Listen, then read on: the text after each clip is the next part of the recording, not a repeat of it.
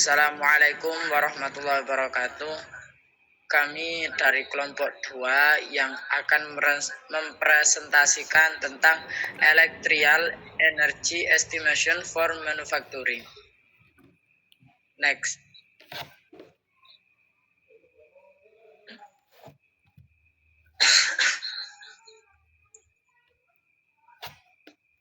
Tujuan penelitian. Nah, tujuan penelitian yaitu yang pertama untuk mengetahui penggunaan energi aktual gedung serta mengetahui pilihan energy conservation opportunities yang paling tepat tanpa mengurangi kualitas, kenyamanan, dan tingkat pelayanan. Yang nomor 2, sebagai masukan kepada pemangku kepentingan dalam penentuan kebijakan konsumsi energi suatu gedung dalam kaitannya dengan penyediaan dan pengelolaan energi ke arah yang lebih optimal.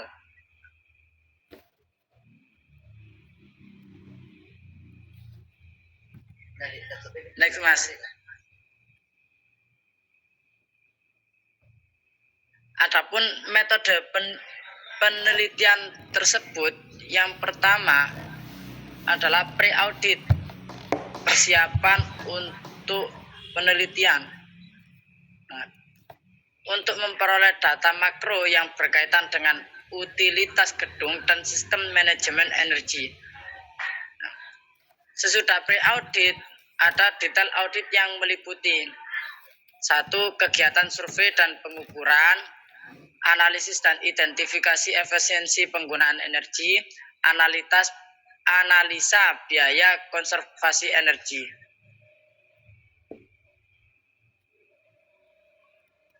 Next.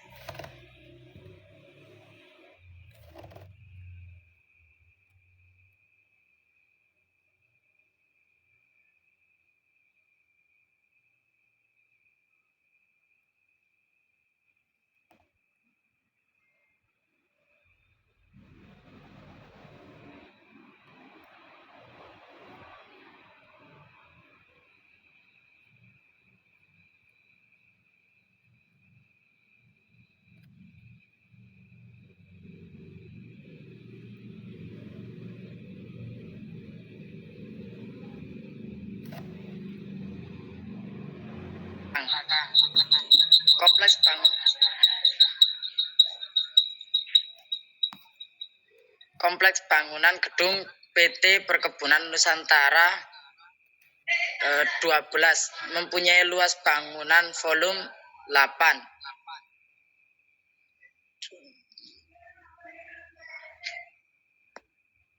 (2012) 186 kotor sekitar 4.265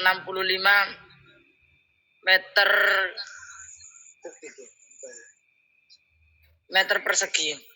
Dilihat dari data beban kelistrikan, presentasi beban terpasang terhadap variasi beban menunjukkan bahwa sebagian besar atau 57,36% dari keseluruhan beban kelistrikan pada gedung direksi PTPN 12/0 adalah pembebanan pada sistem tata udara.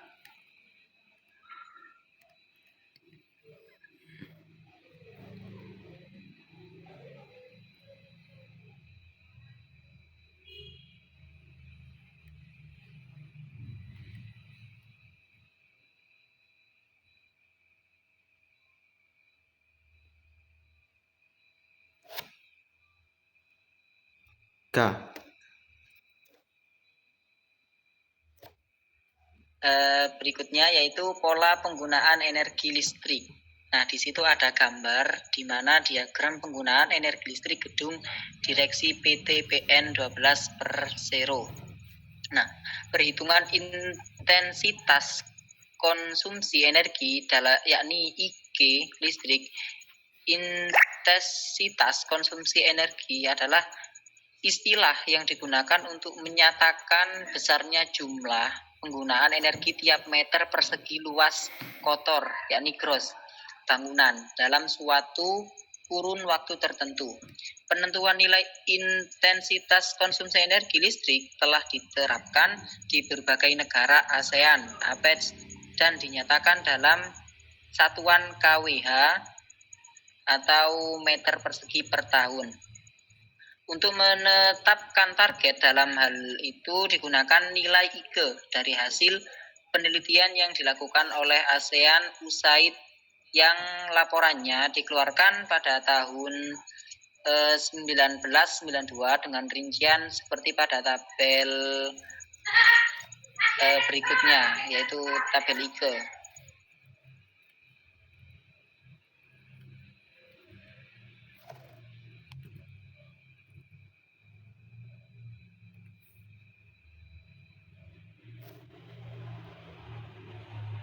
Nah, di situ ada gambar 2, tabel 1, IKE listrik hasil penelitian ASEAN USAID tahun 1992. Klasifikasinya yang pertama perkantoran komersial itu nilai IKE-nya itu 240 kWh atau meter persegi per tahun. Nah, yang kedua pusat perbelanjaan yaitu 330. Yang ketiga hotel apartemen yaitu 300. Yang keempat yaitu rumah sakit yaitu 380. Nah, di situ nilai IKE tersebut tidak menutup kemungkinan untuk mengalami perubahan sesuai dengan tingkat kesadaran masyarakat terhadap penggunaan energi. Seperti Singapura misalnya ya telah menetapkan listrik untuk perkantoran hanya sebesar 210 kWh dalam menghitung besarnya IKE listrik pada bangunan gedung. Nah, ada beberapa listrik yang digunakan antara IKE listrik per satuan luas total gedung yang dikondisikan, yakni NETO, yaitu luas total ruang ber-AC, dan IKE listrik persatuannya itu yaitu luas total ruang gedung yang dikondisikan ruang ber-AC ditambah dengan luas total ruang gedung yang dikondisikan tanpa AC. Sebagai pedoman telah ditetapkan nilai standar IKE itu untuk berguna itu untuk bangunan di Indonesia yang telah ditetapkan oleh Departemen Pendidikan Nasional Republik Indonesia tahun 2024.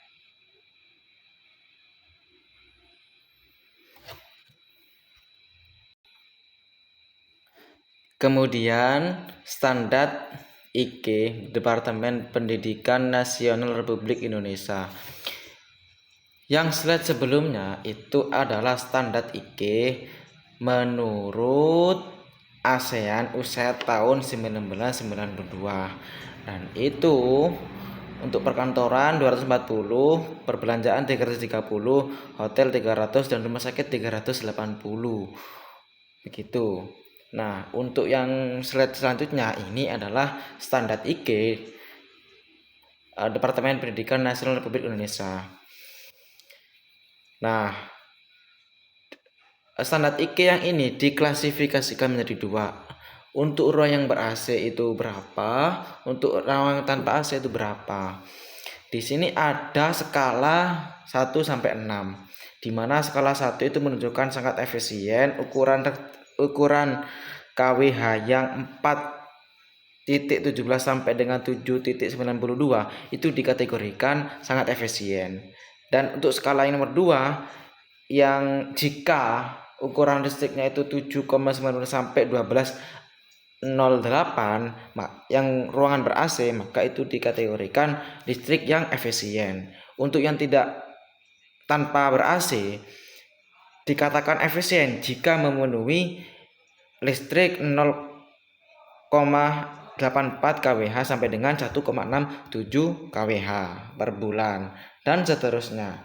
Ini di situ ada skala-skalanya 1 sampai 6. Apabila berada di 23,75 sampai 37,75 dalam ruangan ber-AC per bulan kWh-nya itu dikategorikan listrik yang sangat boros begitu. Nah, itu patokannya. dalam penelitian ini. Sehingga apakah di PT PN 13 itu termasuk kategori menggunakan listrik yang sudah efisien di ruangan ber-AC atau belum? Karena dari pendahuluan tadi yang dibahas dan sebagian besar itu adalah ruangan yang ber-AC. Dan ruangan yang ber-AC itu menggunakan listrik yang banyak, 56,7 tadi. 56,7% ruangan itu menggunakan ber-AC. Sisanya itu tanpa menggunakan AC. Baik, saya lanjutkan.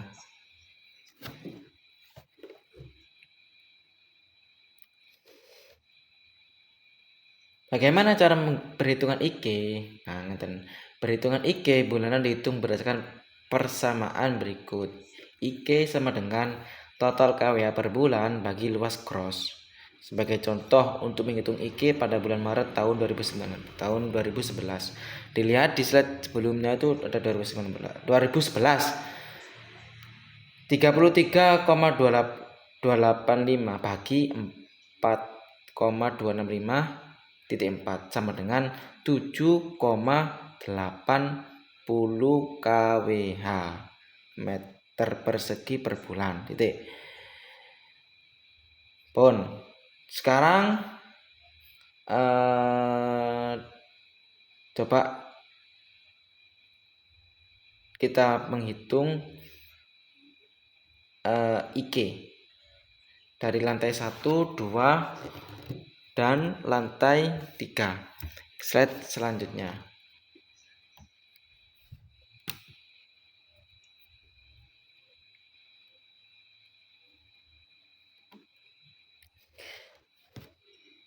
Tabel IK untuk ruangan yang ber-AC. Ya, lantai 1 penerangan 20.176. Untuk yang AC itu menggunakan KWH 358.320 kWh. Yang lain-lain misal selain penerangan dan AC 228.228.52 kWh per hari. Tuh. Nah, untuk luasnya sendiri itu 700 lantai 1 ya, 729,64 meter persegi. Nah, IK-nya tadi cara penghitungan IK hasilnya 12,81 per bulan. Kalau per tahunnya 153,74 meter persegi itu per tahun. Jadi per tahun kan ada 12 bulan. Berarti 12,81 dikali 12 bulan. Dan lantai 2. Lantai 2 juga begitu. Penerangan 22. Pokok intinya yang paling menggunakan energi listrik kWh per hari itu pada ruangan ber-AC. Kalau penerangan tidak begitu banyak mengeluarkan kWh-nya. Tapi kalau listrik itu sampai 400-an kWh per hari itu. Nah, kemudian selanjutnya tabel yang non AC ya.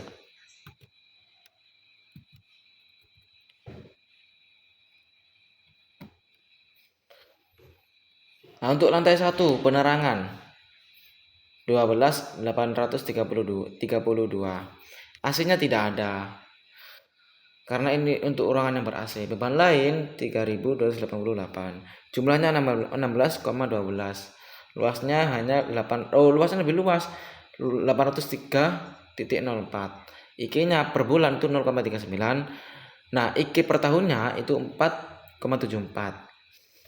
Di sini meskipun luasnya itu lebih luas daripada ruangan yang ber-AC, tapi menggunakan beban kelistrikan yang rendah karena tidak menggunakan AC. Karena AC itu membutuhkan listrik yang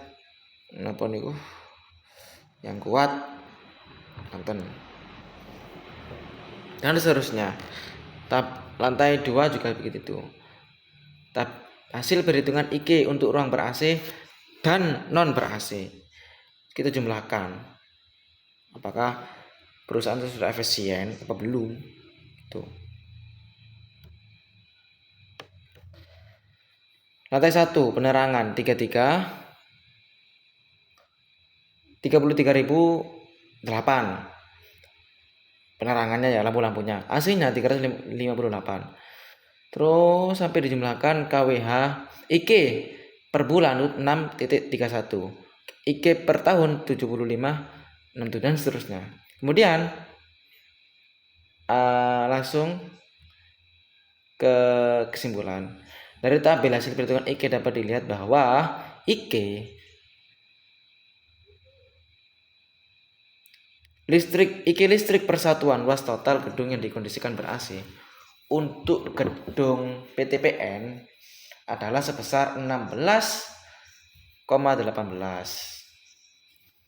kWh per bulan. Sedangkan listrik persatuan luas gedung yang tidak dikondisikan atau non AC itu 0,32 kWh per bulan. Dan ini listrik persatuan luas kotor gross gedung sebesar 801 kWh per bulan. Nilai ini apabila dikaitkan dengan standar IK Departemen Pendidikan Nasional Republik Indonesia, yang tadi standar IK Departemen Pendidikan Nasional untuk ruangan ber-AC pada gedung ini termasuk kategori agak boros gitu. Dan untuk ruangan yang tidak ber-AC itu sangat efisien. Jadi nilai yang dihitung pada pada listrik yang pengeluaran listrik yang ber-AC untuk per tahunnya itu termasuk kategori agak boros. Sedangkan yang non AC itu masuk kriteria sangat efisien. Begitu.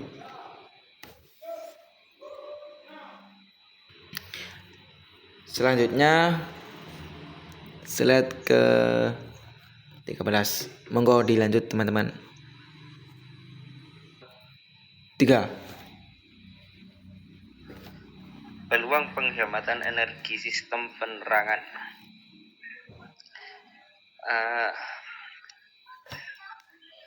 Pada gedung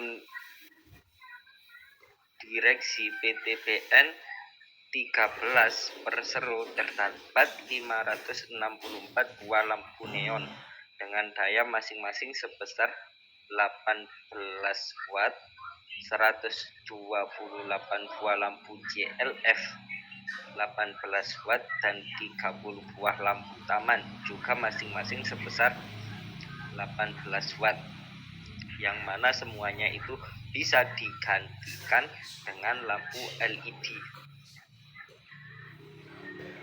Slide berikutnya.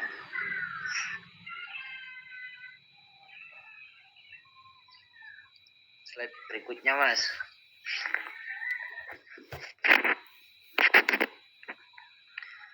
Perhitungan waktu hidup lampu.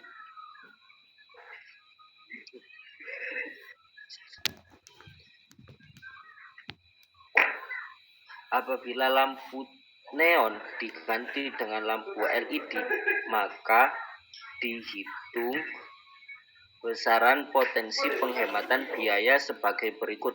Lampu LED memiliki lifespan sekitar 50.000 jam, sedangkan lifespan dari lampu TL adalah 6.000 jam.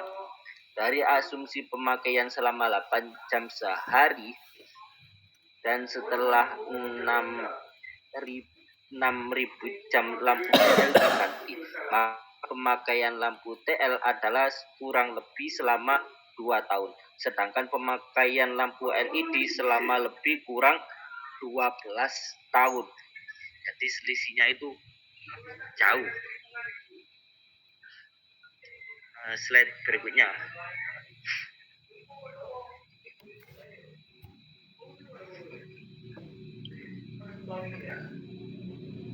Dari ilustrasi perhitungan di atas dapat dikatakan bahwa penggunaan satu buah lampu lampu energi akan memberikan penghematan energi listrik sebesar 0,124 kWh per hari. Namun apabila dilakukan penggantian di seluruh lampu yang jumlahnya 564 buah, maka akan memberikan potensi penghematan energi sebesar 0,124 kali 564 kali 22 sama dengan 1,538.592 kWh per bulan atau sebesar 18,463.104 kWh per tahun. Sehingga biaya yang dapat dihemat untuk penggandaan atau penggantian lampu untuk setiap bulan adalah 1,538.592 dikali 966 sama dengan 1,486.279,872 atau sebesar 17,835.358,46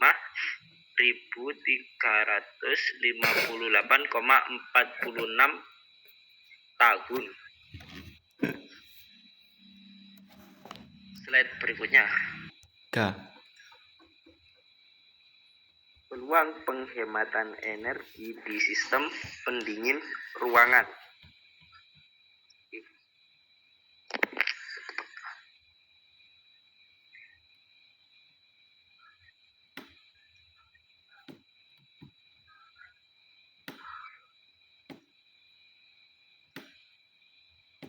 Di PTPN 13 Persero didapatkan data bahwa suhu ruangan berkisaran sekitar 22 Celcius sampai dengan 31 Celcius.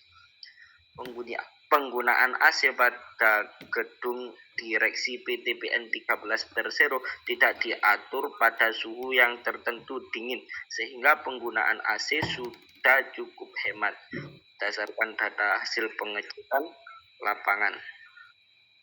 Kemudian teknologi AC yang terbaru menggunakan gas freon jenis R410 dengan karakteristik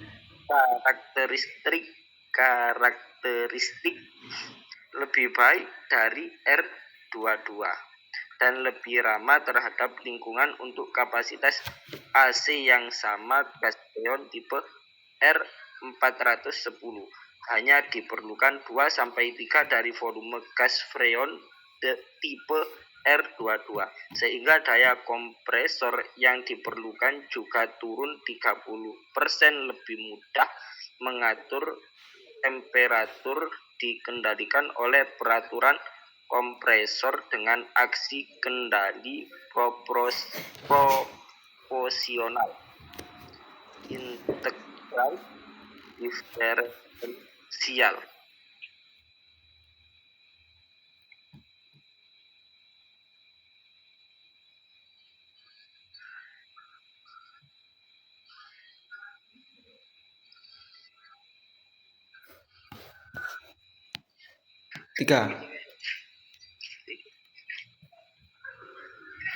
Teknologi AC yang sepenuhnya dikontrol oleh inverter. Penggunaan inverter sebagai pengendali kompresor akan memberikan beberapa keuntungan sebagai berikut. 1. Waktu yang lebih cepat untuk mencapai suhu ruangan yang kita inginkan. 2. Arus start 1-3 lebih rendah dibandingkan AC yang tidak menggunakan teknologi inverter. 3. Hemat energi. Beberapa merek AC telah mengembangkan teknologi ini dan dapat melakukan penghematan hingga 60% dibandingkan dengan AC tipe konvensional. 4. Dapat menghindari beban yang berlebihan pada saat AC dijalankan. 5. Fluktuasi temperatur hampir tidak terjadi. 6. Suara lebih halus dan tidak berisik. Sudah.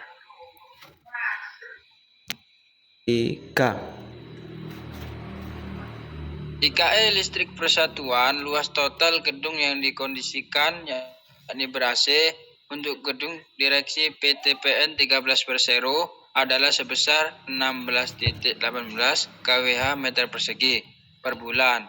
Sedangkan IKE listrik persatuan luas gedung yang tidak dikondisikan penataan udaranya yakni non-AC adalah 0,32 kWh meter persegi per bulan. Dan IKE listrik persatuan luas kotor yakni gross gedung sebesar 8,01 kWh meter persegi per bulan.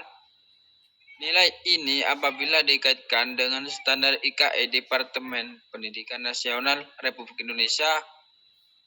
Nah, untuk ruangan ber-AC pada gedung direksi PTPN 13 Persero masuk dalam kategori agak boros, dan untuk ruangan non-AC masuk pada kriteria sangat efisien.